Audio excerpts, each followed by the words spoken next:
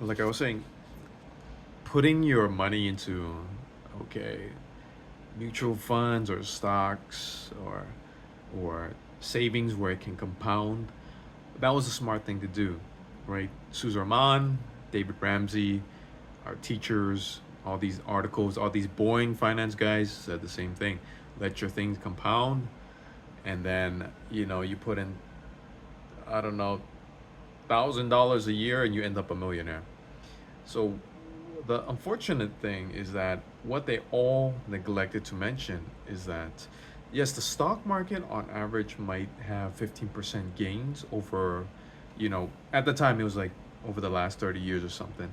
They forget to mention that inflation also rises. The Federal Reserve, tries to keep it at 2%, a manageable rate, but there has been, like, for example, due to the COVID and all the money that went out, it went up by a huge amount, and so that has to be accounted for. That's why all these prices are so wild right now, and that's why every year, doesn't matter what my salary is, I know it's getting lower and lower.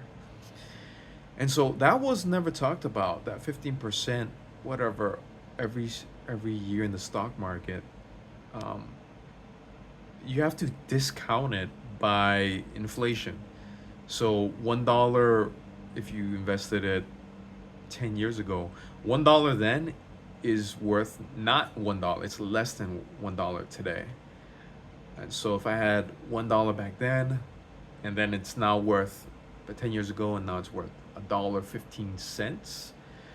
Well, I'd have to consider what's the inflation rate, and if it doesn't beat the inflation rate, again, I'm actually losing purchasing power, even though the number itself got bigger. And so all that needs to be considered. All that was not really discussed with all these conventional wisdom guys. And so it's crazy because now I'm I and other people, I'm part of it because we realize this, and then we're putting our money into these, doesn't matter, like crypto assets, whatever, in order to preserve our wealth. I mean, God forbid I was in a country like Argentina or Venezuela, where they have true levels of hyperinflation, and they have to do even more in order to prevent their money from devaluing.